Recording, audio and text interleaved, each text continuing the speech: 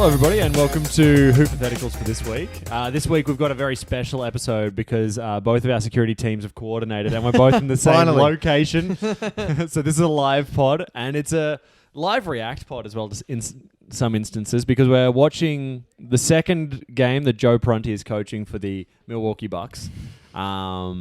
Since, in surprising news, Adrian Griffin got fired. See you later, mate. Yeah, and Doc Rivers is the coach to be.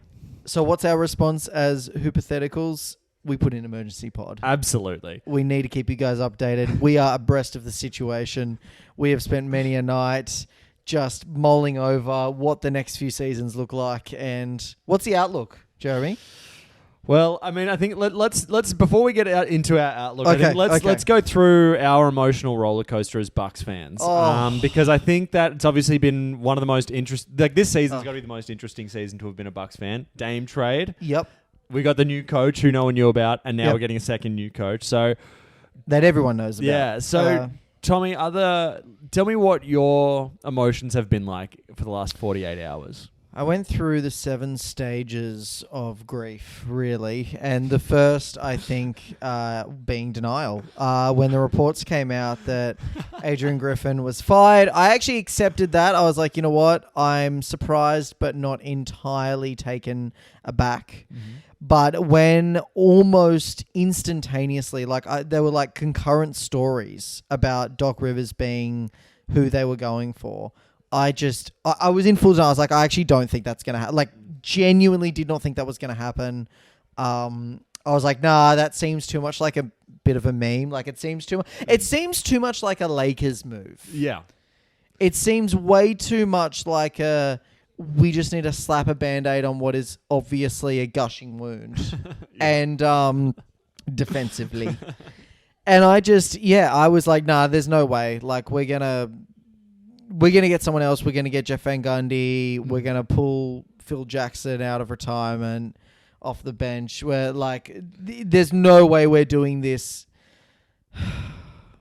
So that was the start. Yeah. That was the start. I mean, I think really it couldn't have been more telling that as soon as Adrian Griffin got fired, the first message I sent to you was like, please don't let it be Doc. That was the first thing I said because in my heart, I was like, I know what Doc is. And to be honest, I don't know if my heart can take us watching the Bucks lose a 3-1 lead to the Celtics with that same or the Doc 70s. Rivers. Yeah. It'll be the 76ers. And it's the same face. It's that the Doc exact Rivers same face of exasperation. The zoom in. The cameraman always knows what to do. Somehow he's in disbelief. Yeah. And I don't know why he's in disbelief because it's been like over a decade since he's won the chip that he won. And if he didn't win that chip, there's no way he's coaching in the NBA. This guy has been coasting on this victory for so long. And I couldn't believe it. And I thought, no, it won't happen. And what happened? It happened. It did. And so there's obviously been a lot of emotions in that time. Yeah. I'm going to just talk a little bit about my emotional journey because I said to you earlier today, I said, I think I can see how this will work. Now, this is coming from someone whose first reaction to Adrian Griffin getting fired was, please don't let it be Doc. So I just want people to understand that I am delusional. He has Stockholm Syndrome already. Absolutely. He has... Come on, tell me what you think. We're also just watching the game. We're at about 7 minutes into the third quarter. And we've just seen Dean Wade splash a 3 on us. 66-65. Bucks are 65. 0 field goals in the last 4 minutes for the Bucks. And it feels like it. And it does. And there's a bricked 3 from Dame. Great stuff. That's tough, yeah. but get back on D, mate. Oh, what's he done? Oh, We've just been cooked again. You got absolutely cooked. But the defense we're watching now is why Adrian Griffin got fired. It's this horrific non-stop bleeding. But basically, so how I've gotten to the point where I'm like, I'm okay with Doc is we've had a game since Doc's been fired. We had Joe Prunty, the coach. Yep.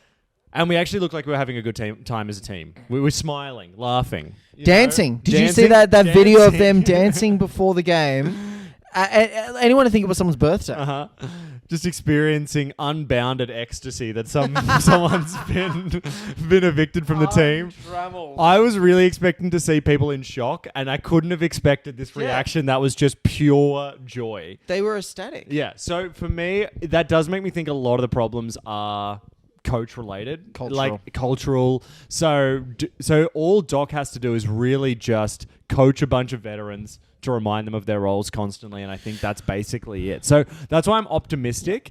But he is known for managing big star talents. It's kind of his calling card, but I think if you kind of look at his history, it's like he's just been handed big stars. Like I'm pretty sure Blake Griffin and CP3 hated each other. James Harden clearly was having a rough time and clearly like tanked their season. So he's a big star that he also hasn't handled well. So I think you can kind of run the gamut of teams that he's like not really managed well, even though they have had big stars. And I actually think counter to that, when the Clippers didn't have any stars, I actually liked that team a lot that he coached. But yeah, no, I am optimistic that all he has to do is just be a stabilizing force. He doesn't really have to do too much, and I think this team should be okay. Yeah, I hope he doesn't overcoach. Yeah. I think it's funny, like coming into this, like we're talking about defense a lot, but I do think that the best part about this move is the cultural thing. We've had, obviously, reports have come out intermittently throughout the season. You know, Bobby Portis kind of unloading on the band in the locker room. There's been there was a report. The Core 4 had a meeting with Adrian Griffin that didn't go down well. So yeah, that's what I'm saying. It's not entirely unexpected, but I think that if he comes in, unites the team, everyone buys in. Culturally, I feel like this could actually be a win, especially if he gets like key people, like if he gets Giannis on board, which I mean, it feels like Brooke, just a ridiculous fadeaway mid-range shot that's just never going in. Yeah, I mean, obviously Giannis has really selected him. If he can get him on board, Dame on board, Chris on board, I think that the rest of the team will just follow suit. I am concerned. I don't know what he's going to do about the defense that we're not already doing. Well, it also not doing. Well, I mean, I don't know if you've heard, but there's been a lot of trade. Like John Horst has been on the phones apparently. Caruso is the big person they want to get. So, but I don't know. Is that what we want? I think so. Point of attack, kind of. Caruso, no. I mean, here's why I like him, because he's a point of attack defender. He never puts up any points though. So whoever we trade. I don't know if we need points. We don't know points. Yeah, I think we've got the points, but we actually kind of need someone who doesn't need the ball, to be honest. Like we need someone who can, like a Jay Crowder type, you know, like just if he gets the ball, that's awesome. If he doesn't, it's all right. Is he athletic enough? Yeah. He's probably the most athletic white person in the NBA, in my opinion. I'll take that. I'll take that. So I don't know what that puts him in the whole scheme of things, but you know, it's something. I've seen some trade stuff as well. And that might be like kind of a missing piece defensively that we need. Matisse Thybulle. Yeah. Saw that the other day. Actually don't hate it. No, I don't hate it either. We're going to have to give up a lot for him though. And you know what else? He's had a bad time being coached by Is he the Trailblazers? He's at the Trailblazers now, but when he was on the Sixers, Doc didn't play him. Oh, so they're not going to go after him. Oh, I see. Yeah. Yeah, right. Bugger. Yeah. Because I actually think he would be good for this team. I think he'd be like a better Ajax. Yeah, and look, Ajax has just been great, and I really hope the one thing I liked about Adrian Griffin, he gave young fellas minutes. Yeah. And I really, really hope that we keep that up, because like I'm sick of the Bud years. Look, Bud was great. I'm actually a big fan of Bud. But the amount of games I watched where the only people on like who he played subs, Bobby, Pat, who else? I mean, he didn't play Javon Carter, who everyone wanted him to play. He played him a little bit. Yeah, but not much. Why did we get rid of Javon Carter? Because he wasn't getting played. Like, remember? But we traded him before we. Before the end of the season. Yeah, I think it was like at the same time that Bud was getting fired. Like both of those things happened about. I don't know. So he's now at the Bulls actually. Yeah. I don't know if you remember, but he was an absolute sniper from distance, and he actually came into the league as a defensive specialist. Yeah. So like I don't like, and I think this is it. Like everyone's kind of like, oh, Drew Holiday, you know, we lost him. That's why our defense is bad. It's not. It's because like Campaign, he is good. I'm actually a big Campaign fan. but and I'll campaign for him, but he's not he's not the bulldog, mate. Yeah. He's not, and that's what we're missing. So, yeah, look, I'm warming to Doc. I'm nervous. I don't know whether I want us to be up 3-1 or down 3-1 in the series. In my head, I know. In my head, if we're down 3-1, we might have a better chance at kind of pulling something, pulling sort of a trick out of the hat, so to speak. If we're up 3-1, I don't want to watch the game. That's the literally. I can't watch that game. It's one of the harshest things you've ever said. Is I don't know if I'd rather be up 3-1 or down 3-1 as a review of a coach, but it's just so unfortunate. And you know it's not going to be in the first round because the first round will be faced up against the Knicks or something. We'll school them in 4. It'll be get the broom out. It'll be the second round. It will invariably be either Philly or the Celtics. I don't know which one. Either are bad prospects for us and bad matchups for us. Yeah. And just Doc, I can just see him just not. But look, you know what? This is all right. Let's pivot this podcast episode, Jeremy, because here's the thing. It's already happened. Yeah. He's here. He's Get used to it. Yeah. There's nothing we can do about it. What? Acceptance. This is it. We're moving through. I was a little bit angry before. There was some denial, depression, obviously. That just comes and goes, like you said, emotional roller coaster. We've got to accept the fact that he's here. We do. We might get a sneaky trade out of it. Might not be a great one. Maybe we get the cruise show. I mean, that would be great. Maybe. He's here. He hasn't started yet. Do you know when he starts? It's got to be soon. It has to be soon. We're still living in Prunty's world, which is having mixed results, with the Cavs being up 74-65 with about... We've scored in 10 minutes. Yep, 3 minutes left. We haven't scored in what appears to be a full quarter and at this stage of the half. And we cannot get a defensive rebound. I mean, come on, guys. This is just... And, just kind of a broader point, because this happened before. What happened? I don't know. It's travel or something. So, okay. How? So it was a fast break. Made is somehow was it illegitimate? Travel. Is it a travel? That's a normal basketball play. Whatever. The thing that happened before that, I think that the NBA has to address, because this is just a problem that's just ridiculous, right? Is that when the ball ends up on top of the backboard, between the shot clock and the backboard, and it's just trapped up there, why are we still getting a broom out in 2024 and pulling it Guys, down? Can't we have a little pinball little lever that pops it out? I don't know. Like, why is a broom being involved? What is this, like a high school gym? Seriously. We don't have to put anyone on each other's shoulders or anything. But so we're here. Doc Rivers, he'll be here soon. What do you think is going to be the most tangible change we're going to see early on in the piece? Because obviously, we've still got half the season. We're really, what are we, about halfway through the season? We are over halfway. We're over halfway, only just. Okay. Yeah.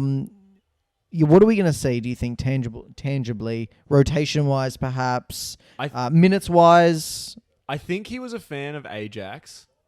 What makes you say? From what I've heard on podcasts, him talking about things, I think he's a fan of what he brings. So that's a good sign. Is he a fan of Pat Connaughton? I don't know. Because I want to talk about it. I think the first tangible change we should see is hopefully a lighter locker room. So the Bucks having more fun. Yeah. And in turn, that's going to make them a better team, because this team works best when there's just kind of like a random flow to what's happening, but everyone's moving and sort of, helping each other be good. So that's what I'm hoping is the initial thing, beyond any specific, like, getting better at defense and stuff. I mean, there's things that he can do on defense that'll fix things immediately. Like, we're the worst transition defense team in the league. Like, people just run and get layups on us all the time. It's so tough. He can tough. fix that, because he can just tell people to drop back and just let us have some defense already set up. But yeah, I mean... people say he's a defensive specialist, but people also said Adrian Griffin was a defensive specialist, and here we are, mate. We are. So. Do you think... Okay, so this is what I want to talk about with you, because do you think that this will be a genuine, like, Cavs 15-16, they went to Tyronn Lue, they won the chip that year, Bobby with the corner three. That doesn't happen often, unfortunately, anymore, but we'll take it when we can. Do you think that this will be the change that's required? We will be able to bring chip, because let's be frank, we've got this season, we've got next season, and at a pinch, we've got the season after that. Yeah. I mean, Brooke will be 38 at that point. So goodness gracious, yeah. That is something else. But I mean, he can be. We don't need Brooke. He's not. That's actually not bad. Pat Connaughton hitting another 3 in the corner. I don't hate it. Do you think that this is the season where they make it happen, or do you think that they'll, maybe we get to the conference finals, get knocked out by the Celtics? See, this is the thing, Jez. I wouldn't be mad. I actually wouldn't be mad if we made it to the conference finals. Uh-huh. I'd be like, you know what? That's actually a lot of people are like, oh, it's win or go home, like win now. I wouldn't be too mad about that. Yeah. If it was, if we got to the conference finals, I'd be like, you know what?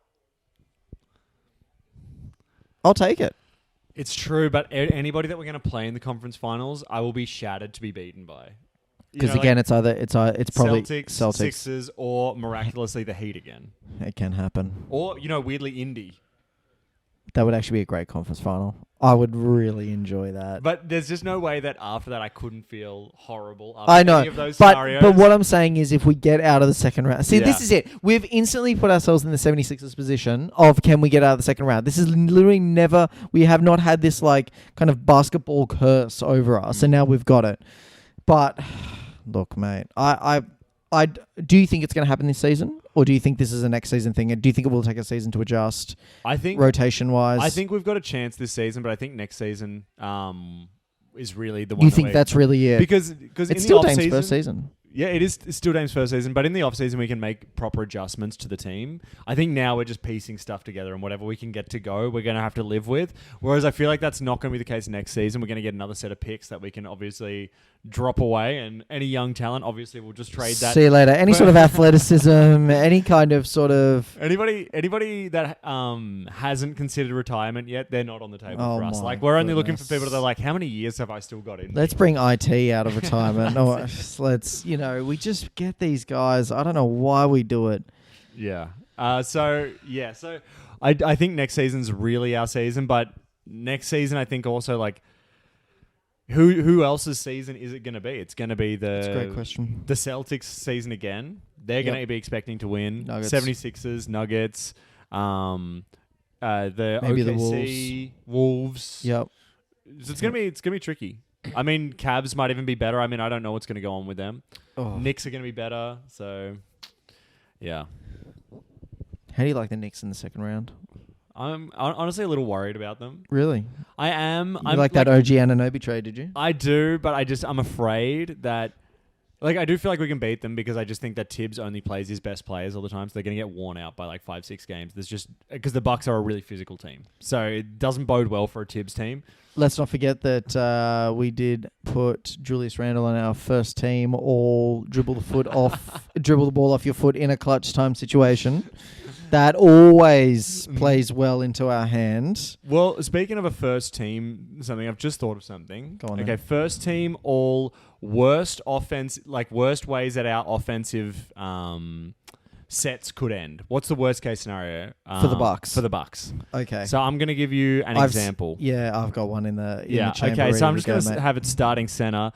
It's starting center. Giannis. Actually, no. It's going to be Brooke taking a step back 3 from already a distance outside the 3 point. The thing is, sometimes it goes in. That's the issue. That's the real issue. Yeah. Because it goes in sometimes, and so it's like when Giannis hit. I don't know the amount of times I've seen this, mate. Giannis hits a 3. Uh-huh. He then goes for the immediate heat check. Giannis, you cannot heat check a 3 when you've made 1. But sorry, starting center. So that's mine. It's the Brooke step back when he's already and that one also like with 16 seconds left on the shot clock. That's that like I can get it when there's 3 seconds left and you're like, we got to put something up. Yeah. But when it's early in the shot clock, I'm like, Brooke. I mean, I appreciate that you're already back on defense, but he's the Bucks version of the possession ends here. He's like the Michael Porter Jr. The possession ends here. Every time he gets the ball, I think he's going to shoot it. Yeah. He's going to shoot it. I'm trying to think who am I going to put? Obviously, Chris Middleton. It's too easy. Like, this is low-hanging fruit. But I'm going to put him in at shooting guard. Small forward. Uh-huh. He just dribbling it off his foot. Yeah. Or him getting, like, tangled up and then double-teamed and then getting it stolen from him. Like, getting it, like a steal. I have seen that just too many times. It's just because he gets flustered and it's a wrap. Here's another one I've got. Is it's the Dame Lillard has missed 3 layups in a row, and then he drives in again into a center who just without even thinking blocks a ball. Doesn't even have to try. I appreciate sometimes it works, but when it doesn't work, it looks really bad. I'm gonna match you with another Dame Lillard. I love him to bits. I tell you what, best move we made. But this guy, I tell you what, so shot clock winding down, he ends up with the ball, ends up being forced to take a logo 3. Doesn't even graze the rim. Or I've seen one it's like the anti-heat check, has missed his last couple of shots, pulls up for 3. And you're like, Dame, I'm so sorry, mate. It's not happening. I've got another one for you. It's a Jay Crowder drive and floater. No. It's actually not a bad shot. It's not a bad shot, mind the Jay Crowder. But it's just when it doesn't look good as well. Again, it's another one that's a disaster. It's tough. And you're just there's just no way this should have been the way the possession ended. This is turning into a roast the Bucks episode. But look, we've got Doc coming in. Oh, that was a tough miss. We just watched campaign, just almost one. airball a ball. Yeah, our offense is just broken right now. What has happened?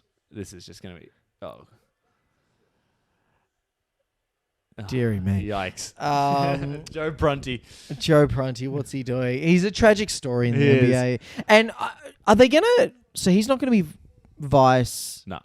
Not vice. He's not going to be assistant coach. No. So Doc's bringing his own personnel. What happens to the Prons? I mean, I think he just gets popped back down on the just on the demoted bench. down to clipboard passer. Yeah, now he's the guy they check if they should review a call or not. Oh, just him back with the iPad. He just looks so replaceable. Everything about him screams interim and replaceable. Yeah. He kind of has like a college coach kind of vibe. Yeah, you know, really he has a face that doesn't belong in the NBA. No, he doesn't really have the he doesn't have the chutzpah, I don't think. And I was just looking at him now, and I'm perplexed as to how he found himself in that situation to begin with. He kind of has like a bit of a Forrest Gump energy that he's like involved in situations that he shouldn't be involved in. Yeah, I think Doc's just going to yeet him to the back to the pine, as it were. And do you think Doc is gonna? Do you think he's gonna have some like decent rotations? Like, are we gonna see a little bit more Ajax? Are we gonna see a little bit more Marjon? I think yes, because he is. I think in his mind, he's a little more defensive minded, and they're both gonna at least give us some pop. Like Beasley, he doesn't. What can I? But ask? He can. He can, but he just doesn't. Let's be honest. Now, Tommy, I guess my sort of thoughts I want to leave with here is you're looking at the Milwaukee Bucks situation now. We're halfway through the season. We're second in the East. Yep. We're currently losing to the Cleveland Cavaliers with Joe Prunty as a coach. We've got potentially 2 more years of Doc Rivers. We've got basically 2 more years of this core. How are you feeling internally? Optimistic. Okay. I want to be optimistic. There's no point watching, basketball if you're not going to be optimistic. And I think that I think, you know what? Imagine this. This is really hopeful. Imagine if we win a chip with Doc. I think the basketball world would lose its mind. And I think it would be a game changer.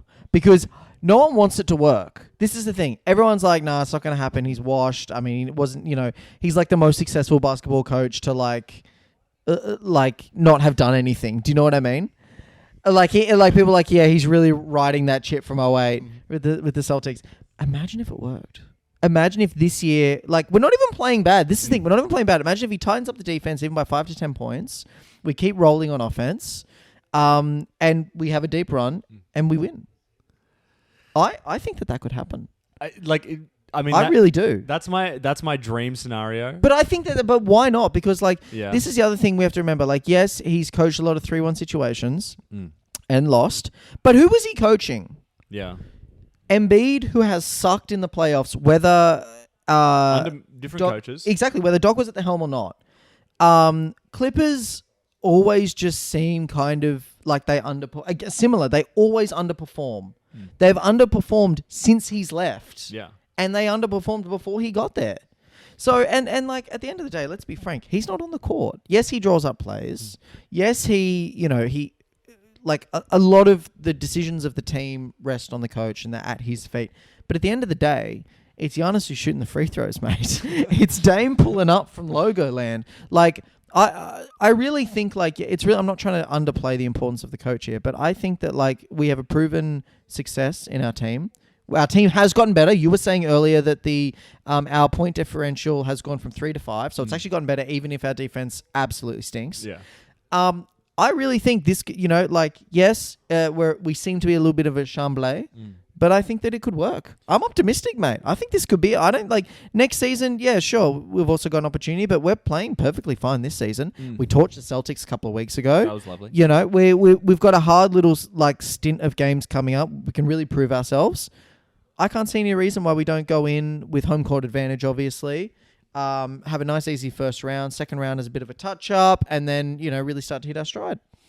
I mean, I love your optimism. Now, hit me with what you think, mate. No, I like your optimism. I mean, I think if there was ever a team that could get a coach mid-season and take it to the championship, we're in that contention because most of this team has already won a championship. They already know what it takes. They know what it takes. And they're all veterans. They're all, like, we're not going to be making dumb mistakes in the playoffs. No, we're not looking to trade, like, Chris Middleton either. Like, there's trade rumors, but it's not like Giannis is on the chopping block here. You know what I mean? And I also think that regardless of what happens in this postseason, unless it's absolutely horrible, everyone's going to be okay. They're like, okay, it was just a weird season. Yeah. We give ourselves transition season, Dame's first one. Yeah. So I'm feeling in that way optimistic, and I do feel like one thing that we do have a massive advantage over other people is that we do have Giannis, who is mentally one of the toughest people that's in the Eastern Conference. Like, you can't bully him. We've talked about teams that you can bully. We love it. And Giannis is not on that list. So that is a huge advantage. Agreed. And I do think that we can score from all over the court. We have people that can score from everywhere. So there's nothing that you can...